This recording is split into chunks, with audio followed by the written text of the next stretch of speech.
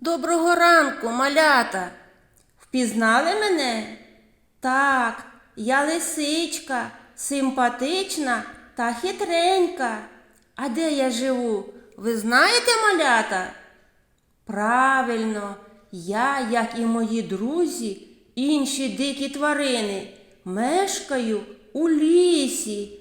А сьогодні прийшла в дитячий садочок, щоб з вами погратися, розповісти про себе та своїх приятелів, лісових звірів, про те, як змінюється їх життя восени, про їхні осінні клопоти та як вони готуються до зими.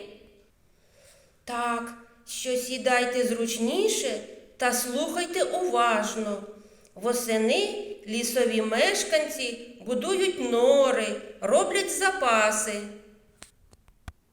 Ось ведмідь, йому привільно живеться влітку.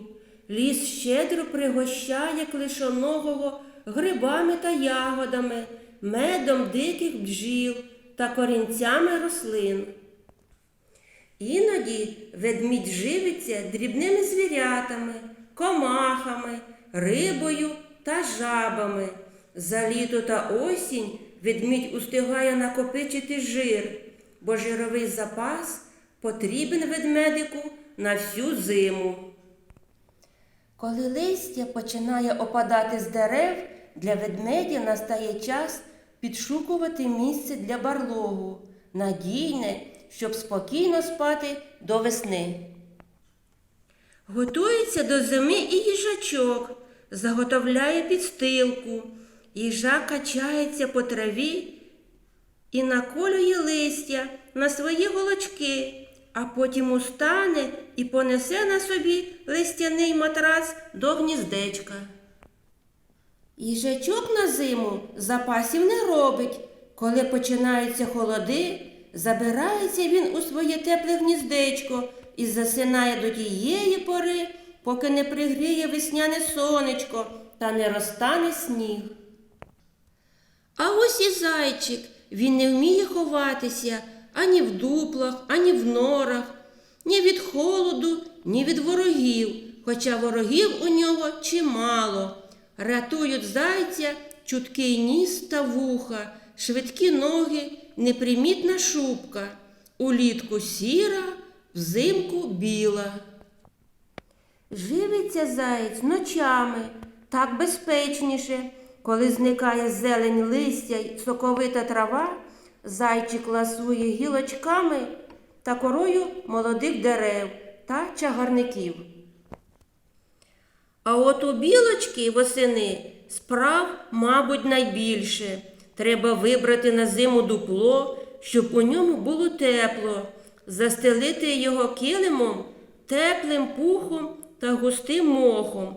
Тому восени білочка цілими днями скаче та збирає м'який мох. Запасає на зиму і їжу, горішки, шишки, сушить на гілочках гриби. Міняє білочка восени шубку, її руде хутро стає сріблястим, густим, більш ворсистим та світлим. А ось лисичка, моя подружка. Лисички восени міняють шубки на тепліші. На лапках виростає густе хутро, немов теплі валянки. А яким пухнастим стає хвіст. У найлютіші морози лиска може лягти прямо на снігову постіль, тільки ніс та лапки прикриває своїм розкішним хвостиком. Малята, ви усі знаєте, що лисичка хитра та прудка. У казках вона всіх обманює, але, мабуть, ви погодитесь, що разом із тим лисичка дуже симпатична. А чи хотілося б вам, щоб улеслива лисяча мордочка з'явилась перед вами прямо зараз? Для цього не треба у ліс йти, малята, бо лисонько можна і сконструювати. Тож візьмемо, дітки, папір кольоровий, змайструємо лиску, руденьку, чудову. Ось за таким зразком ми сконструюємо лиску. Для роботи нам знадобиться кольоровий папір, клей, серветка та заготовки. Беремо квадратний аркуш паперу оранжевого кольору і згинаємо його навпіл по діагоналі. Фіксуємо лінію згину. Ось у нас получився такий трикутник. Тепер згинаємо цей трикутник навпіл. І теж фіксуємо лінію згину. Ось.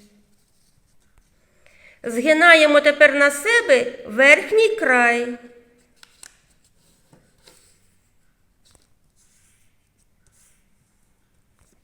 Почергово підгинаємо вгору бокові краї. Ось так.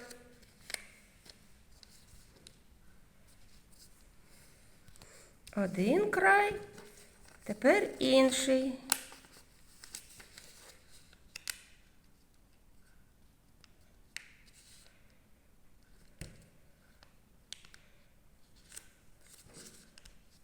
Так, щоб було рівненько.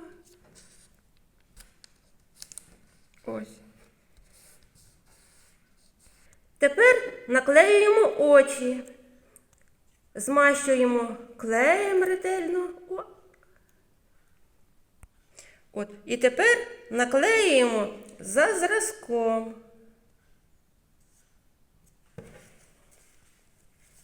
Серветочкою притиснемо.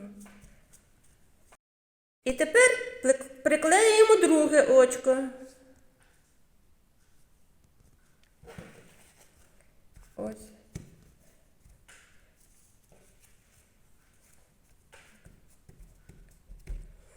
І залишився ще носик.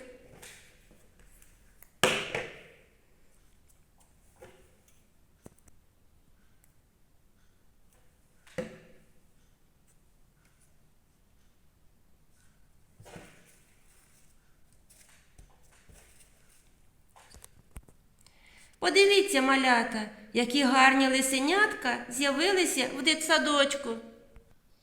Нехай ці звірята стануть вашими добрими подружками. Ви ж обов'язково навчите їх бути не хитрими, а добрими і чемними, а ще й працьовитими й умілими, як ви самі. Ви молодці, малята! До побачення! До нових зустрічей!